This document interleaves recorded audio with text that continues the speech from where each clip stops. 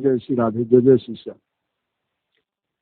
वंदेहम श्रीगुरो श्रीयुतपदकमलं श्रीगुरू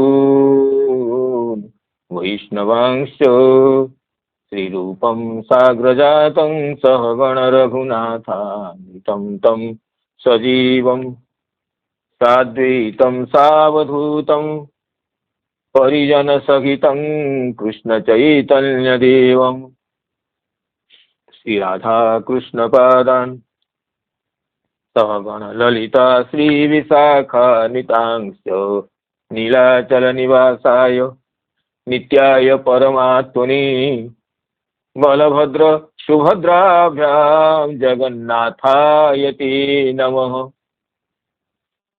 अनर्पित चिरात् करुणयावतीर्णः खलु समर्पयितुमुन्नतोज्ज्वलरसां स्वभक्ति श्रियम् हरिपुरतसुन्दरद्वितिकदम्ब सन्दीपित सदा हृदय कंदरे स्फुरतु शचीनन्दनः जग्र स्वप्न सुषुप्तिषु स्फुरतु मे राधा पदाब्जच्छटा वैकुंठे नरकेऽथवा मम गतिर्नान्यास्तु राधां विना। राधा केलि सुधा कथाम्बुधिमहा वीचिभिरान्दोलिते कालिन्दी तटकुञ्जमन्दिरवर लिन्दी मनो विन्दतु गोवर्धनो जयति शैलकुलाधिराजो युगोपिका विरुदितो हरिदासवर्यः कृष्णेन शक्रमखभङ्ग कृता समर्चितो यः सप्ताहमस्य करपद्मतलेऽप्यवाचेत् जयति तरणिपुत्री धर्मराजस्वसाया कलयति मथुराया सख्यमतीति गङ्गाम् मुरहरदयितात पादपद्मप्रसूतम् वहचितमकरन्दं नीरपुरच्छलेन वृन्दावनावनिपते जय सोम सोमो मौलेशनन्दन सनातन नारदेद्य गोपेश्वर व्रजविलासी युगाङ्घ्रिपद्मे प्रीतिं प्रयच्छ नितरं निरुपाधिकामे यं प्रव्रजन्तमनुपेतमपेतकृत्यं द्वैपायनो विरहकातराजुहाव पुत्रीति तन्मयतया तरवोऽभिनेदु तं सर्वभूतहृदयं मुनिमानतोऽस्मि नारायणं नमस्कृत्य नरं चैव नरोत्तमं देवीं सरस्वतीं व्यासं ततो जयमुदीरयेत्। अहो देवर्षिर्धन्योऽयं यत्कीर्तिं शार्ङ्गधन्वनः गायनमाद्यन्निदं तन्त्र्या रमयत्यातुरं जगत् बृन्दायै तुलसीदेवी प्रियायै केशवस्य च कृष्णभक्तिप्रदे देवी सत्यवती नमो नमः। मूकं करोति वाचालं पङ्गुं लङ्घयति गिरिं यत्कृपातमहं वन्दे परमानन्दमाधवम् वाञ्छाकल्पतरुभ्यश्च कृपा सिन्धुभ्यैव च पतितानां पावनेभ्यो वैष्णवेभ्यो नमो नमः। परम वंदनीय वैष्णव वृंद जो इसे श्रीमद् भागवत कथा सत्र में समवेत है, उनके चरण कमल में अपनी प्रणाम पुष्पांजलि समर्पण करता हूँ। और जो गुरुजन वर्ग मातृवृंद मित्र मंडली समवेत है, उन सभी को भी अभिवादन और कार्तज्ञ विज्ञापन करता हूँ। जैसे हमारे पूज्याचार्य सियाराम शरण जी, जिनके स्नेह से हम लोग प्रतिपालित है, जिनकी हम पर अत्यंत करुणा शुभेच्छा बरसती रहती है, ऐसे आचार्य पूज्य महापुरुष उपक्रम करते हुए दो शब्दों में हमें आशीर्वाद दिए हैं, ये बड़े सौभाग्य की बात है। आशीर्वाद के साथ साथ ये भी बताए आपने कि साधारण भक्त तो भगवान के पास जाते हैं, लेकिन जो परम भागवत होते हैं उनके पास भगवान खुद आते हैं। जैसे आज पितामह विष्णु जी के पास भगवान समस्त ऋषि मुनि परिवर्तित होकर पधारे, और आप भी गिरिधराज जी की प्रसंग को सुना करके भगवान का ध्यान करने में कैसे गिरिधराज जी का कैसे अत्यंत दैन्य विनय था, ये भी बताए। तो आपकी आशीर्वाद मिलने से हम लोग धन्य हो जाते हैं। आपके अनुकंपा से, शुभेच्छा से हमें बड़ी प्रेरणा मिलती है। तो हम आपके श्री चरण कमलों में प्रणाम करते हुए आज की कथा में प्रवेश करने की अनुमति चाहते हैं। तो पितामह भीष्म जो सरसज्जा में शयान है, ये भगवान को निवेदन किए कि सदैव देवो भगवान प्रतीक्षताम कलेवरम यावदिदम हिनोम्यहं प्रसन्न हासारुणलोचनोल्लसन मुखम्बुयो ध्यान पथश्चतुर्भुज। वो भगवान परमेश्वर सर्वेश्वर सर्वनियंता भगवान तब तक प्रतीक्षा करे जब तक मैं कलेवर छोड़ूं, जब तक मैं शरीर परिहार करूंगा। तो हमारे ध्यान के विषय तो है ही, और अभी जो ध्यान के विषय बने थे अभी बाहर भी प्रकटित होकर पधारे हैं। जो प्रसन्न हास्यपूर्ण अरुण लोचन युक्त जिनका मुख कमल है, वो पीतांबर परिधारी श्री कृष्ण, चतुर्भुज श्री कृष्ण मेरे सामने प्रति दर्शन देते रहे, ऐसे कहे। तो पीछे जो कहे तो युधिष्ठिर आदि पांडवों को ये लगा कि पितामह भीष्म अपने परम प्रयाण के लिए, भूतपुष्ट परिहार करने के लिए, धराधाम छोड़ने के लिए शीघ्र ही प्रयास करेंगे। तो ये विविध प्रश्नों का, जिज्ञासाओं की उपस्थापना करते हैं। युधिष्ठिरस्तदा कर्ण्य शयानं सरपंजरे अपृच्छद विविधान धर्मान ऋषीणां चानुशृण्वताम् पुरुष स्वभाव विहितान यथा वर्णम यथाश्रमं वैराग्य रागोपाधिभ्याम आम्नातो भयलक्षणान् राजधर्मान मोक्ष धर्मान विभागशः स्त्री धर्मान भगवत धर्मान समास व्यासयोगतः धर्मार्थ काम मोक्षांश सहोपायान यथा मुनि नानाख्यानि इतिहासेषु वर्णयामास तत्त्वविद। युधिष्ठिर विविध प्रश्न करते और पितामह भीष्म उत्तर देते।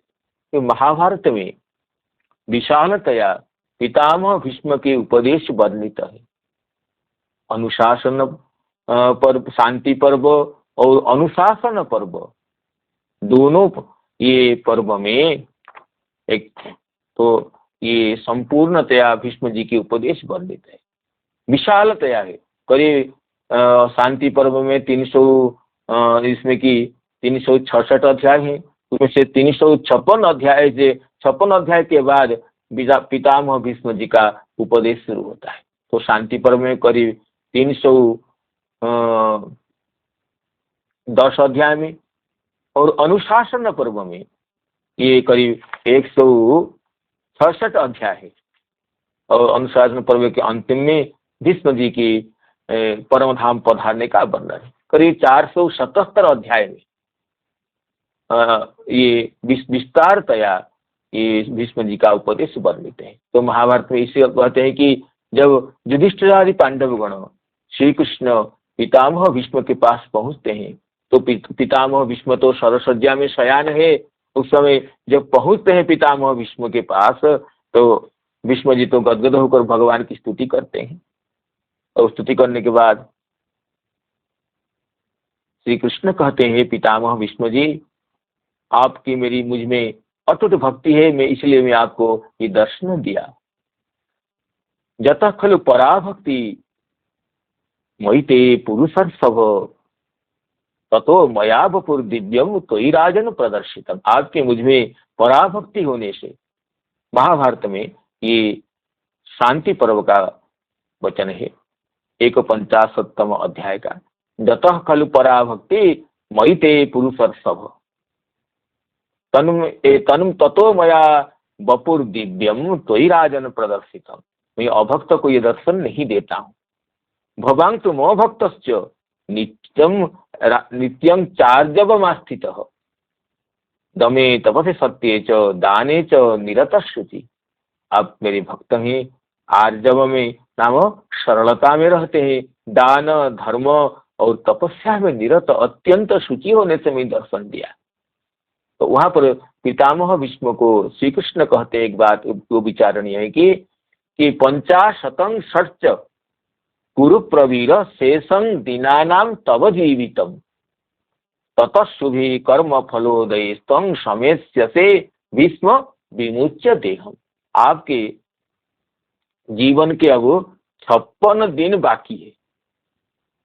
श्री कृष्ण कहते हैं उत्तरायण समय आने में पितामह भीष्म जी माघ महीने की शुक्ल पक्ष की अष्टमी तिथि को, जिस दिन भीष्माष्टमी के नाम प्रसिद्ध है, उसी दिन अपने शरीर को छोड़ते हैं। तो उससे पहले जब श्री कृष्ण पांडवगण पहुंचते हैं, श्री कृष्ण कहते हैं भीष्म जी को कि पितामह जी आपके अब शरीर परिहार करने में 50 षट् कुरु प्रवीर शेषं दीनानाम तव जीवितम, 50 होना चाहिए, ये अर्थ प्रयोग है, 50 है। 50 षट् कुरु प्रवीर दीनानाम शेषं दीनानाम तव जीवितम। तो इसलिए 56 दिन बाकी है और आप चले जाने से जैसे भगवान सूर्य दक्षिणायन से लौटकर उत्तरायण होंगे, आप शरीर परिहार करेंगे और आप जब परलोक पधारेंगे, अमुं च लोकं त्वयि भीष्म याति ज्ञानानि नंक्षन त्यखिलेन वीर। जैसे आप इस धराधाम को छोड़ेंगे, समस्त ज्ञान तो नष्ट हो जाएगा, ज्ञान का आधार कौन रहेगा? अतस्तु सर्वे त्वयि सन्निकर्षम समागता धर्म विवेचनाय। इसलिए पांडवगण आपके पास धर्म विवेचन के लिए पधारे। ये सुनकर भीष्म जी कहते हैं, हे भगवान, आप मुझे धर्मोपदेश करने के लिए कहते हैं, ये सुनकर तो मैं अत्यंत गदगद हो जाता हूं। लेकिन ये विषय है कि आपके सामने धर्मों का उपदेश करना ऐसा है जैसे ही कोई देवराज के पास, देवराज इंद्र जी के पास स्वर्ग की शोभा का वर्णन न करे। देवराज जी के पास, इंद्र जी के पास कोई स्वर्ग की शोभा का वर्णना करेंगे, वह जैसे भित्तिहीन होता है, ऐसे ही आप जो कि धर्म के साधन है, धर्म के साध्य है, ऐसे आपके सामने, आपके रहते रहते मैं धर्म का उपदेश करूंगा, ये तो अत्यंत लज्जा का विषय है। और दूसरा विषय कहते हैं पितामह भीष्म जी, हे भगवान, मेरे शरीर आप ये तो नच में प्रतिभा काचित अस्ति किंचित प्रभासितुम विद्यमान से गोविंद विशानल समय शरीर। सारे अंग अंग में सर बींधे गए। भीष्म जी कहते हैं कि विशानल समय शरीर, जो विष अनल के समान मुझे, मेरे जो शरीर को मुझे ये बाण विष और अनल के समान शरीर को पीड़ा दे रहे हैं। इस अवस्था में मैं धर्म के विवेचन करते हुए क्या बताऊंगा, इसे बताऊंगा। इस पितामह जी कहते हैं, बलंग में प्रजाहाति वो प्राणा संग त्वरयंती च, मेरे बल तो मुझसे शरीर से अलग हो रहा है। प्राणा संग त्वरयंती च, प्राण प्रयाण के लिए जल्दी जल्दी कर रहे हैं। मर्माणी परितम तप्यंती भ्रांत चित्तस्तथा हम, मेरे मर्मस्थान पीड़ित हो रहे हैं, मैं भ्रांत चित्त हो रहा हूं।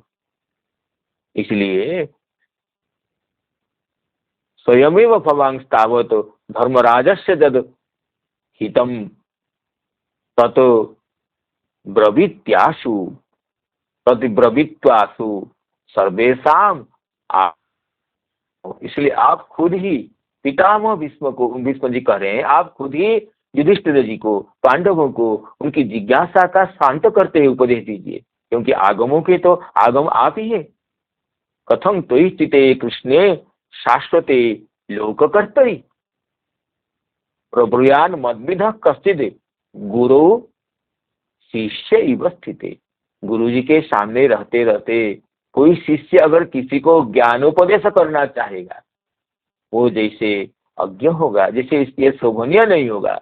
इसलिए कथम त्वयि स्थिते कृष्णे शाश्वते लोक कर्तरी, संपूर्ण लोक के कर्ता है, त्रिभुवन के अधीश्वर है, ऐसे आपके रहते रहते मैं धर्म की उपदेश करूंगा, ये तो अत्यंत अशोभनीय है। और दूसरा कि मेरे शरीर में अत्यंत पीड़ा हो रही है, ये विषमय अग्निशंतुल्य बाणों के संस्पर्श से शर की सज्जा पर सोए हुए हैं। तो पितामह भीष्म जी के वचन सुनकर श्री कृष्ण कहते हैं, हे गंगेय, हे गंगानंदन, आप जो कह रहे हैं जच्च मामाथ गांगेय बाणाघात रुजम प्रति गुहाणात्र बरंग भीष्म मत प्रसाद कृतम प्रभु। मेरे आप जो कह रहे हैं कि बाणों की आघात से मुझे अत्यंत पीड़ा हो रही है, बिल्कुल ठीक है। कोई सर के सज्जा पर सोया हुआ हो, सज्जा पर थोड़ी बालू पड़ जाने से नींद नहीं होती है, और सर ही सज्जा का सर ही सज्जा बने हैं, इससे पर सोए हुए आपको तो पीड़ा तो आपकी स्वाभाविकता है, फिर भी आप बातचीत कर रहे हैं, आप हंस रहे हैं, ये तो बड़ी आश्चर्य की बात है। मैं आपको वर दे रहा हूँ, नते ग्लारे नते मुच्छा नदाहो नचते रुजा प्रभविष्यन्ति गांगेय शीत पिपासे नचाप्युत। आपको आपकी समस्त ग्लानि मिट जाएगी, समस्त पीड़ा मिट जाएगी, विधा तृषा आपको कुछ भी बाधा नहीं देगी अब। और समस्त ज्ञान, आप जो कह रहे थे पीड़ा में मेरे शरीर से बुद्धि का लोप हो रहा है, ज्ञान प्रतिभाषित नहीं हो रहा है, तो भगवान वरदान ये दिए कि ज्ञानानि च समग्राणि प्रतिभाष्यन्ति ते नघ नचते काचित आसक्ति और बुद्धि प्रादुर्भविष्यति। समस्त ज्ञान अंतःकरण में संपूर्ण ज्ञान आपके प्रकाशित हो जाएंगे, बुद्धि में कोई आसक्ति का लवलेश भी नहीं रह जाएगा। सत्वस्थं च मनो नित्यम तब भीष्म भविष्यति। हे भीष्म जी, आपका मन विशुद्ध सत्वगुण में स्थिर हो जाएगा। रजोस्तमोभ्याम रहितम घनेर मुक्त इवोरुराट, मेघ रहित चंद्रमा की जो शोभा होती है वैसे ही शोभा रजोगुण तमोगुण रहित आपके विशुद्ध सत्वमय मन की शोभा हो जाएगी।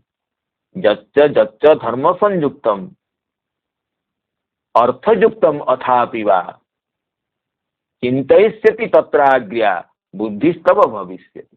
धर्म अर्थ और काम मोक्ष के बारे में आप जो भी चिंता करेंगे, आपकी सूक्ष्म बुद्धि तत्त विषय को सहसा अवधारण कर लेगी। इमं च नरशार्दूल भूतग्रामं चतुर्विधम चक्षुर्दिव्यम समाश्रित्य द्रक्ष्यमित विक्रम।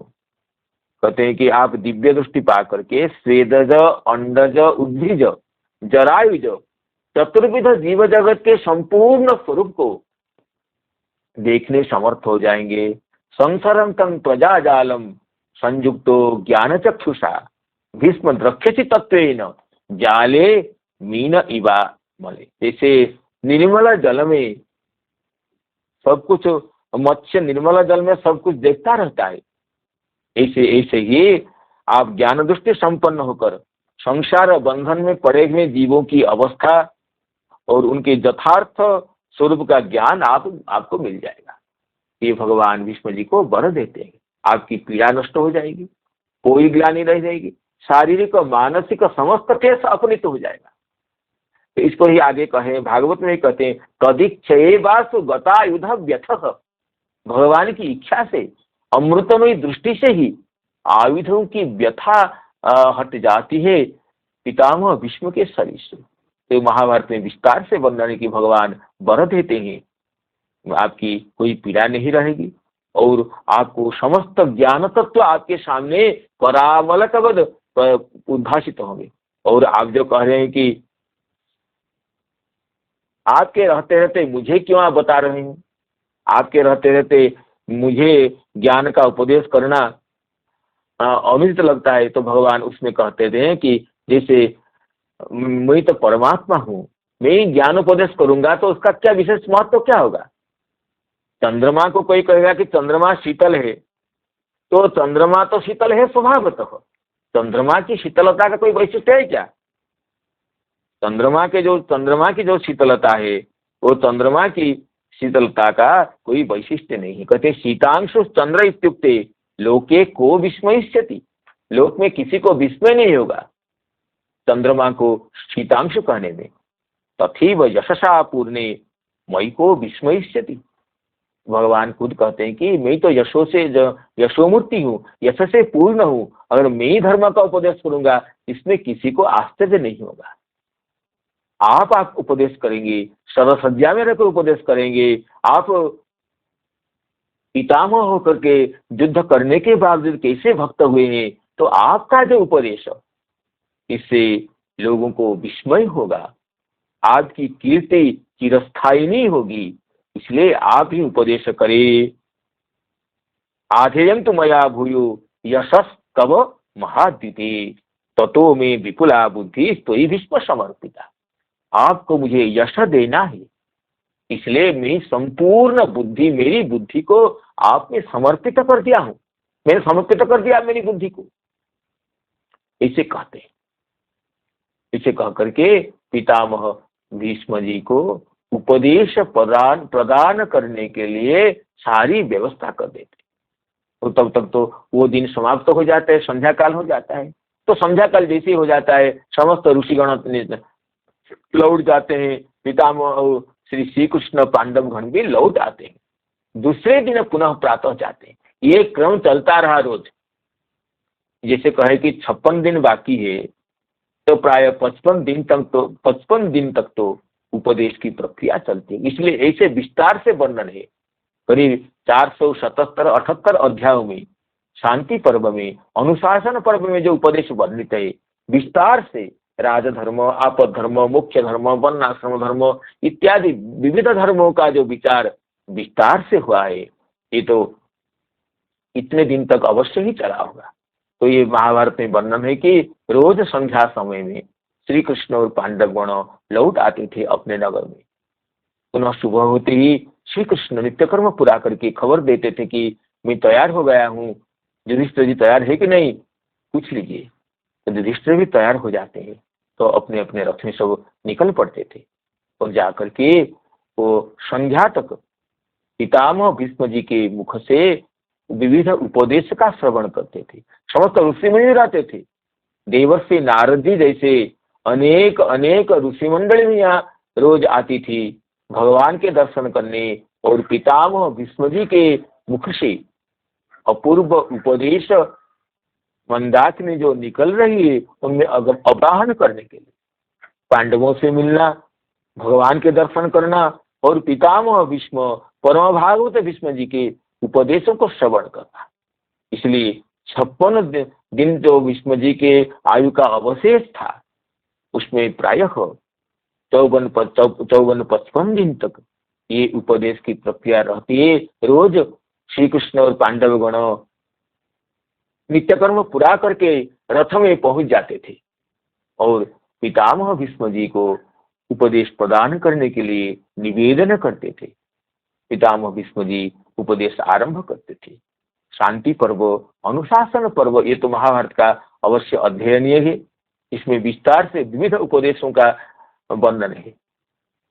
तो उस यहाँ तो केवल संक्षेप में वो विषय यहाँ का न होने से यही श्रीमद् भागवत में कहते हैं, युधिष्ठिर तदा कर्ण्य शयानम शरपंजरे अपृच्छद विविधान धर्मान ऋषिनाम चान सुन्नता। जब पितामह भीष्म जी की वो इस अवस्था में देखे और पितामह भीष्म जी कहे कि सदैव देवो भगवान प्रतीक्षताम कलेवरम यावदिदम ही नौम्यहम, तो उसके बाद श्री युधिष्ठिर जी ये सोचे कि कहीं भीष्म जी ध्यानस्थ न हो जाए, शरीर छोड़ने लिए अपनी मनोवाणी को समाहित न कर दे। इसलिए विविध धर्मों को भगवान की इच्छा से, भगवान की प्रेरणा से, इसे तो कहते हैं कि युधिष्ठिर संकोच करते थे पूछने के लिए। युधिष्ठिर जी कहते नहीं मैं नहीं पूछ पाऊंगा प्रश्न, मैं तो बहुत लज्जित हूँ, इस युद्ध में इतने क्षत्रिय कुल का संहार करने के बाद मुझे अत्यंत लज्जा सता रही है, मैं क्या पूछूंगा पितामह जी से। तो आप ही पहले प्रश्न कीजिए। तो श्री कृष्ण ही पहले प्रश्न पूछना आरंभ करते हैं। और इसके बाद धीरे धीरे युधिष्ठिर जी का जो संकोच और भय और दुख मिटता जाता है। युधिष्ठिर जी पूछते रहते हैं। इस तरह महाभारत में इसका विशद वर्णन है। इसके यहाँ पर संक्षेप में प्रासंगिकतया कहते हैं, युधिष्ठिर तदा कर्ण्य शयानं शरपंजरे अपृच्छद विधान धर्मान ऋषीणाम चानुशून्यता। शरपंजर में शयान भीष्म जी को युधिष्ठिर विविध धर्मों को पूछने लगे। और ऋषिगण भी, नारदादि महर्षिगण भी पितामह भीष्म जी के उपदेश को ध्यानस्थ होकर सुनते थे। ये नहीं भीष्म जी क्या कहेंगे, हम तो सर्वज्ञ, ऐसी बात नहीं है। पितामह भीष्म जी के उपदेश को भगवान भी सुन रहे हैं। भगवान तो भक्त को तो अपनी यश देते ही है, भगवान सुन रहे हैं, ऋषिगण भी सुन रहे हैं। इसमें कहते हैं, पुरुष स्वभाव विहितान यथा वर्णं यथाश्रमम। पुरुष स्वभावेन विहितान नरजाति साधारणान वर्णयामास इति तृतीयेन अन्य। कहते पुरुष स्वभावितान का साधारण नरजाति का क्या कर्तव्य है, चाहे ब्राह्मण हो, क्षत्रिय हो, वैश्य या शूद्र हो, या किसी आश्रम का हो, उसका क्या कर्तव्य है, ये पहले पूछते हैं। फिर यथा वर्णं यथाश्रमम नाम ये आश्रम, यथाश्रमं आश्रम धर्मांश, यथा वर्णं वर्ण धर्मान, ब्राह्मण क्षत्रिय आदि वर्णों का, ब्रह्मचारी गृहस्थ वानप्रस्थ सन्यासी आदि जो आश्रम है, उन आश्रमों का भी धर्मों का वर्णन करते हैं, प्रश्न करते हैं। पितामह भीष्म जी कहते हैं साधारण नरजाति का कर्तव्य, विविध वर्णों का, विविध आश्रमों का। और कहते हैं वैराग्य रागोपाधिभ्याम आमनात उभय लक्षणान। वैराग्य रागाभ्याम उपाधिभ्याम क्रमेण आमनातम उभयम। वैराग्य से और राग से, वैराग्य हो तो किस धर्म का पालन करना चाहिए, तो निवृत्ति धर्म है। जिसको संसार में विरक्ति हो गया हो, संसार में वैराग्य हो गया हो, उसके लिए निवृत्ति मार्ग में चलना चाहिए, वो वैराग्य धर्म है। और राग, जिसको संसार में आसक्ति है, विविध कर्मों करना और कर्म जनित फलों को प्राप्त करना जिसकी अभिलाषा है, उसे प्रवृत्ति मार्ग में प्रवृत्त होना चाहिए।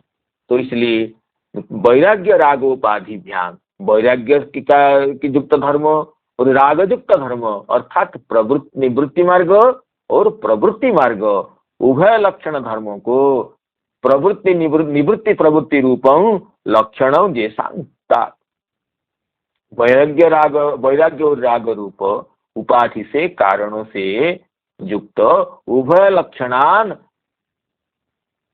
धर्मान, उभय लक्षण अर्थात निवृत्ति लक्षण धर्म और प्रवृत्ति लक्षण धर्म, अर्थात सन्यासी के लिए क्या कर्तव्य है, गृहस्थ के लिए क्या कर्तव्य है, निष्काम व्यक्ति के लिए क्या कर्तव्य है, सकाम व्यक्ति के लिए क्या कर्तव्य, ये सब पूछा। और ये केवल नहीं, दान धर्मान, राजधर्मान, दान का क्या धर्म, दान कैसे करना चाहिए, कैसा दान सात्विक होता है, कैसा दान राजस और कैसा तामस होता है। और राजा का धर्म, मोक्ष धर्मान विभागस, स्त्री धर्मान, नारी का कैसा कर्तव्य होना चाहिए। और परिशेष में भगवत धर्मान नाम भगवत प्राप्ति हेतुभूतान धर्मान, भगवान की प्राप्ति के लिए, भगवान के चरण कमलों की प्राप्ति के लिए एक भक्त को कैसे धर्म का आचरण करना चाहिए, इसको तो अंतिम में पूछते हैं, क्योंकि वही तो सार रूप है। समास व्यास योगतः, कहीं समास विधि से अर्थात संक्षिप्त विधि से, कहीं व्यास विधि से विस्तार से, क्योंकि एक ही विषय को अगर संक्षिप्त में सुनेंगे, फिर विस्तार से सुनेंगे, फिर संक्षिप्त में सुनेंगे, तो बुद्धि में वो विषय बैठ ही जाता है। इसलिए संक्षिप्त विस्तार दोनों विधि से समस्त धर्मों को श्री पितामह भीष्म जी बताते हैं। और धर्मार्थ काम मोक्षांश सहोपायान यथा बोले। समस्त पुरुषार्थों को धर्म अर्थ काम मोक्ष, पुरुषार्थ का स्वरूप क्या है? सहोपायान, उपायों के साथ। धर्म अर्थ काम मोक्ष रूप उपाय भी कैसे मिलेंगे, कैसे उनके उपाय की प्राप्ति का क्या साधन है? तो जो उपाय धर्मार्थ काम मोक्ष जो उपेय है उसका उपाय क्या है? उपाय किस तरह होना चाहिए ये भी पूछे। केवल उपाय नहीं बताए, नाना ख्याने इतिहासेषु, विविध आख्यान, विविध इतिहासों को बताकर उदाहरण के माध्यम से भी पितामह भीष्म जी पुस्तक किए। पितामह भीष्म तो परम ज्ञानी है। भगवान कहे महाभारत में, जो कोई ज्ञान है, संपूर्ण जगत में जो ज्ञान है वो ज्ञान भीष्म जी में प्रतिष्ठित है। संपूर्ण वेदों का, धर्मशास्त्रों का, पुराणों का सब ज्ञान पितामह भीष्म में प्रतिष्ठित है। ऐसा कोई ज्ञान नहीं है जो पितामह भीष्म जी को प्राप्त नहीं हुआ। चाहे अस्त्र ज्ञान हो, चाहे शास्त्र ज्ञान हो, समस्त ज्ञानों में पितामह भीष्म जी परम प्रवीण है। इसलिए पितामह भीष्म जी की कीर्ति को, पितामह भीष्म जी का जो उपदेश है, जो शांति पर्व, राजधर्म इत्यादि, वो अत्यंत अद्भुत है। वही तो समस्त धर्मों का सार है, जिसके अध्ययन और अध्यापन की परंपरा चलती रहती है विविध कक्षाओं में भी। तो इसलिए पितामह भीष्म जी की कीर्ति को चिरस्थायी बनाने के लिए भगवान उनके माध्यम से पांडवों को उपदेश दिलाते। तो कहते हैं, नाना ख्याने इतिहासेषु वर्णया मास तत्वविद। तो इसमें श्रीधर स्वयंपाद कह रहे हैं, पुनः तत्रैव विशेषणाः दानेति।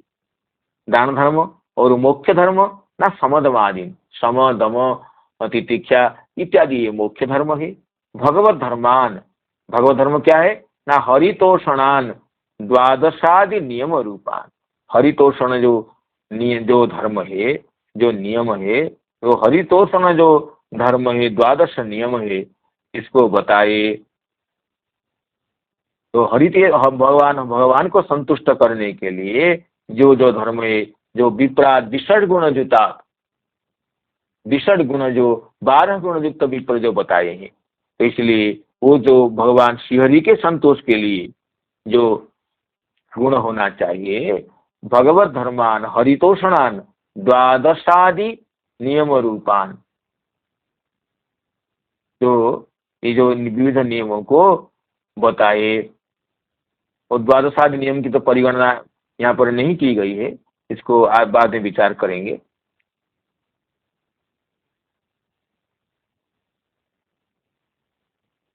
अतः ये कहते हैं कि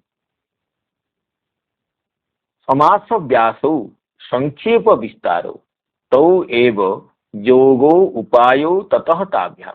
समास और व्यास दोनों ही जो उपाय है, अर्थात तो विस्तार, संक्षेप और विस्तार से। क्योंकि इसमें कहते हैं कि द्वादश्यादि, द्वादश्यादि, हाँ ऐसे सोच रहा था मैं। हाँ ठीक, हाँ द्वादशादि तो थी, हाँ बिल्कुल बिल्कुल। ये बहुत बहुत प्रणाम करता हूँ आचार्य जी को। मुझे भी शंका हो रही थी द्वादश्यादि होना चाहिए, लेकिन मैं निश्चित नहीं हो पा रहा था। तो भगवत धर्म जो एकादशी व्रत करना है, और एकादशी व्रत वैष्णवों के लिए द्वादशी प्रधान व्रत होता है। जिस दिन जैसे अम्बरीश महाराज दधार द्वादशी व्रतम, द्वादशी व्रत का अर्थात ये द्वादशी प्रधान एकादशी व्रत, इसमें दशमी का अनुप्रवेश होता है। दशमी प्रधान एकादशी को, दशमी विद्या एकादशी को वैष्णव त्याग करते हैं। और ऐसे एकादशी जिसमें द्वादशी का प्राधान्य होता है, एकादशी हो, दशमी का संस्पर्श सूर्योदय में भी नहीं हो, अरुणोदय में नहीं हो, लेकिन एकादशी कुछ रहे, फिर द्वादशी आ जाए। तो द्वादशादि व्रतान का अर्थ है द्वादशी प्रधान जो व्रत, अर्थात एकादशी व्रत।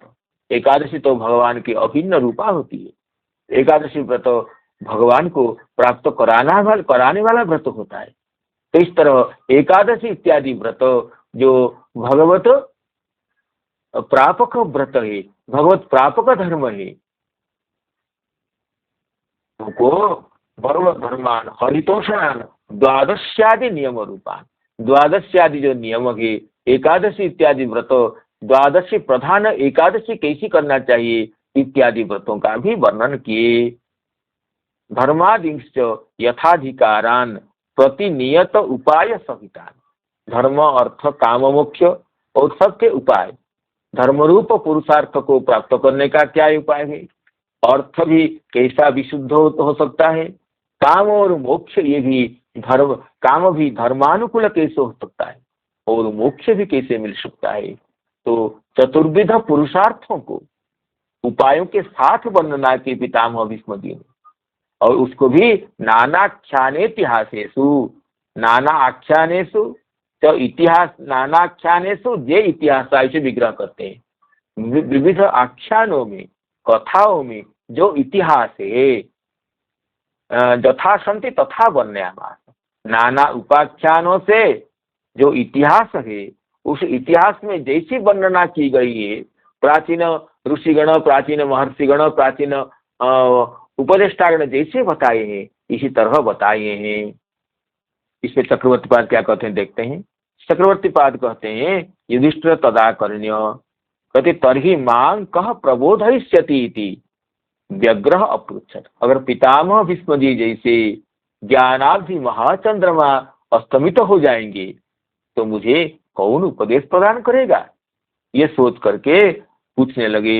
यद्यपि तद्दशायाम प्रश्न अनुचित्यम, कहले शयानं सरपंजरे, कोई सरपंजर में शयन करते हो उसमें तो पूछना प्रश्नोत्तर करना तो अनुचित है, फिर भी अगतिक गतित्वेन प्रश्नान इति अनुप्रश्न तदापि गत्यंतराभावादिति भाव, गत्यंतर न हो जैसे गत्य अन्य गति नहीं है तो यहाँ पर ही पूछना है।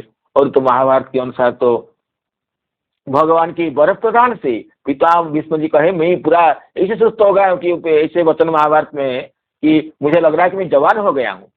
पिता भीष्म जी कह रहे हैं हे गोविंद, आपके वर प्रदान से मुझे लगता है कि मैं जवान हो गया हूँ, मेरे अंतरात्मा में समस्त ज्ञान उद्बुद्ध हो रहे हैं, मेरी वाणी अस्खलित हो गई है, ऐसा कोई विषय नहीं है जो मुझे जिसकी स्फूर्ति नहीं होती है। भगवान की वर प्रदान हो, और पितामह भीष्म तो परम भक्त है और उनमें भगवान की वर प्रदान हो जाए तो कौन सा ज्ञान ऐसा अवशिष्ट रह जाए जो उन्हें ज्ञान न हो, जिसका ज्ञान की से प्रतीति न हो।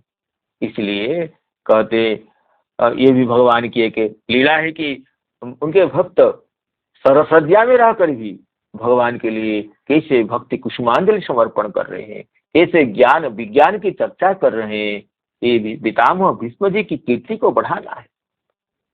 तो इस गत्यंतरा भाव कहते पुरुष स्वभाव विहितान, पुरुष स्वभावेन विहितान प्रथम नरजाति साधारणान धर्मान वर्णया भाष।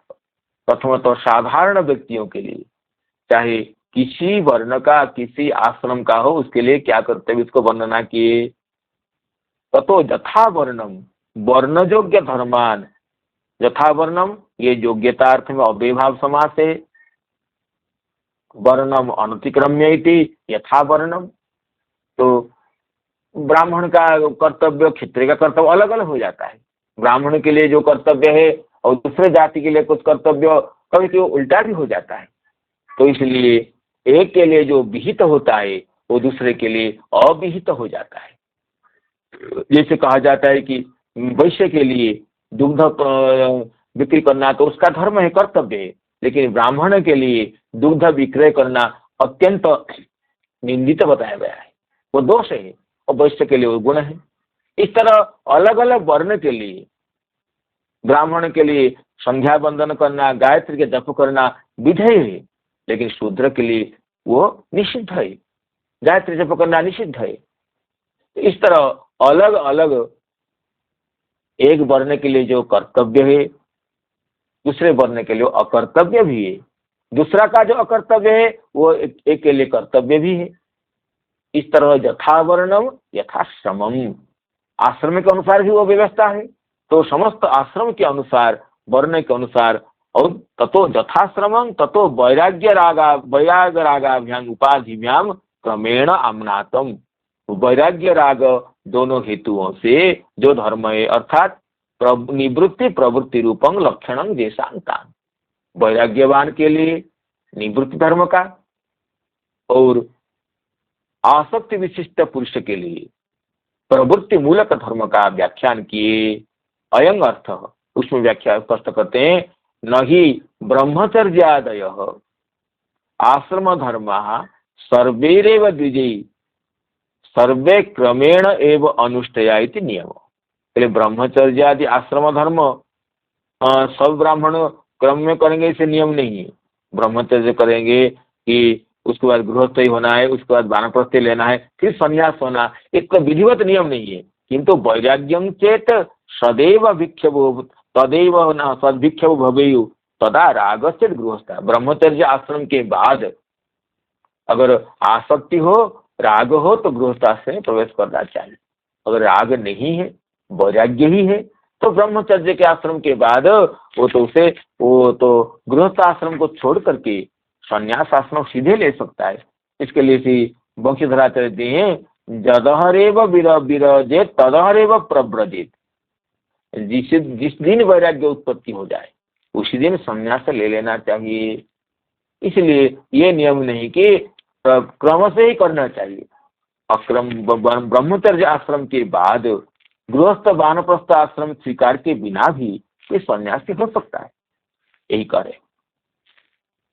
किंतु वैराग्यं चेत तदेव भिक्षुः भवेयु तदा रागश्चेत गृहस्थ एव ततश्च तत्रैव विशेषतः दान धर्मान इत्यादि, और दान धर्मान, राजधर्मान, मुख्य धर्मान, कहते हैं सर्वान्ते च भगवत धर्मान भक्त्यंगानिति मोक्ष धर्मेभ्योपि अस्य पार्थक्यं षष्ठ्यं च व्यंजितम्। कहते हैं मोक्ष धर्म तो अलग कहे, दान धर्म मोक्ष धर्मान कह दिए। मोक्ष धर्म कहने के बाद भी जब भगवत धर्म को बताया गया है तो मोक्ष धर्म से भी भगवत धर्म का पार्थक्य और श्रेष्ठ ये व्यंजित होता है। समास संक्षेप व्यास विस्तारश्च तद्वयोर्योगेन युक्ततया। कहते कभी तो संक्षेप में बताए, कभी विस्तार में बताए, या एक ही विषय को पहले विस्तार से फिर बाद में संक्षेप में, फिर या पहले संक्षेप से बाद में विस्तार से, ऐसे ही बताया गया है। एवं च उक्ता सर्वे धर्मा चतुर्थ वर्गेषु एव पर्यवस्यन्ति उक्त से संज्ञायन तानेव आह।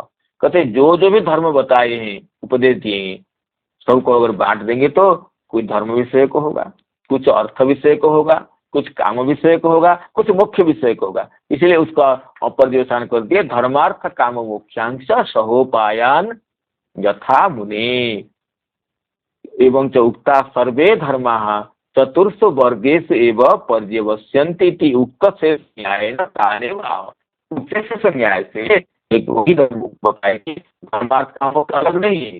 जो बताए वो चतुर्विध पुरुषार्थ के स्वरूप और चतुर्विध पुरुषार्थ के प्राप्ति साधन, यही विषय है। उपाया धर्मादि साधना है।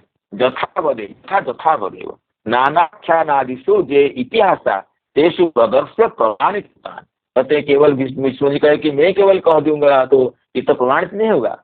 विविध आख्यान में जो इतिहास है, कौन से ऋषि किस धर्म का आचरण करके किस तरह ऋषि ने सिद्धि की प्राप्ति की, इस तरह आख्यान में इतिहास जो वर्णित, उस इतिहास के आधार से बताएंगे तो उसका प्रामाण्य बढ़ जाता है, धर्म प्रामाणिक हो जाता है।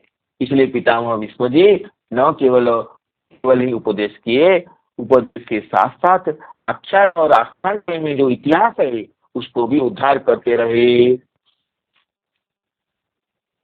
युधिष्ठिर सदा कर्ण्य शयानं सर्वपंजरे अपृच्छद विविधान् धर्मान् ऋषीणां अनुसुन्नताम् पुरुष स्वभाव विहितान् यथा वर्णं यथाश्रमम् वैरागरागोपाधिभ्यां माम्नातो भयलक्षणान् दान धर्मान् राजधर्मान् मुख्य धर्मान् विभागश स्त्री धर्मान् भगवत धर्मान् समास व्यासयोग।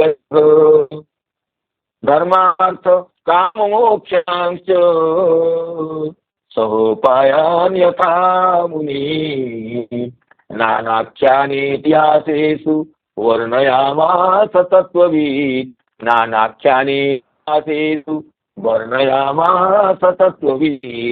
ये समस्त विश्व श्री महाभारत में शांति पर्व और अनुशासन पर्व में ये 477 अध्यायों में विशाल सन्निविष्ट है, जिसको केवल प्रासंगिकता यहाँ पर बताते हैं। और महाभारत का विषय जो है, जो कि अत्यंत प्रसिद्ध है, जो विष्णु जी की स्तुति भी महाभारत में है, वो अलग प्रसिद्ध स्तुति है। तो ब्रह्मण्य देवाय ब्राह्मण हिताय जगत हिताय कृष्णाय गोविंदाय नमो नमः, महाभारत की वो भी भीष्म जी की स्थिति में है। तो प्रसिद्ध है, हम लोग नहीं जानते हैं कि भारत के जी के वचन है। तो महाभारत में जो भीष्म जी की स्तुति है, ये वचन मिलता है। तो इस तरह महाभारत के विस्तार से पितामह भीष्म के उपदेश वर्णित है, उसके संकेत रूप से उसके स्वरूप को प्रकट किए। तो महाभारत के अनुसार पितामह भीष्म जी की जो शरीर छोड़ने का अवधि 56 दिन तक बाकी था, इसलिए तब तक करीब 54-55 दिन तक ये परंपरा चलती रही। रोज प्रातः नित्य कर्म समाप्त के बाद श्री कृष्ण खंडगण आते थे, ऋषिगण आते थे, और सूर्यास्त से सूर्यास्त तक ये क्रम चलता रहता था। इसे करीब 54-55 दिन तक चलता था। और आगे पितामह भीष्म जी की जो शरीर परिहार करने का समय पहुंच जाएगा, तो पितामह भीष्म जी भगवान की चरण तक में मन को निविष्ट करते हुए शरीर परिहार करेंगे। तो आज समय की सीमा को देखते हुए यहीं पर वाणी को विराम देता हूँ। आप सभी की अनुकंपा से पुनः आगे आगामी दिवस में अवश्य विषय में प्रवेश करेंगे। तो संजात त्रुटि प्रमाद आदि दोषों के लिए क्षमा चाहता हूँ और भगवान नामोच्चारण पूर्वक अपनी वाणी को विराम देना चाहता हूँ। हरे कृष्ण कृष्ण कृष्ण हरे हरे, हरे राम राम राम हरे हरे। हाँ, तो नदी के तो रोज अंतिम समय में 1 मिनट करना चाहिए भगवान नाम का उच्चारण, अत्यंत मधुर है आपकी। तो आपकी वाणी से उपसंहार में 1 मिनट 2 मिनट कीर्तन होना चाहिए। तो मैं करूं? हाँ बिल्कुल। हरे कृष्ण कृष्ण कृष्ण हरे हरे, हरे राम राम राम हरे हरे, हरे कृष्ण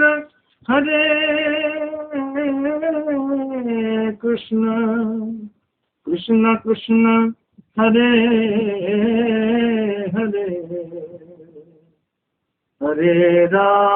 हरे राम राम राम हरे हरे, हरे कृष्ण कृष्ण कृष्ण हरे हरे, हरे राम राम राम हरे हरे, हरे कृष्ण कृष्ण कृष्ण हरे हरे, हरे राम राम राम हरे हरे, हरे कृष्ण कृष्ण कृष्ण हरे हरे, हरे राम राम राम हरे हरे। बोल ग्रंथराज श्रीमद् भागवत महापुराण की, बोल गुरुदेव महाराज की जय।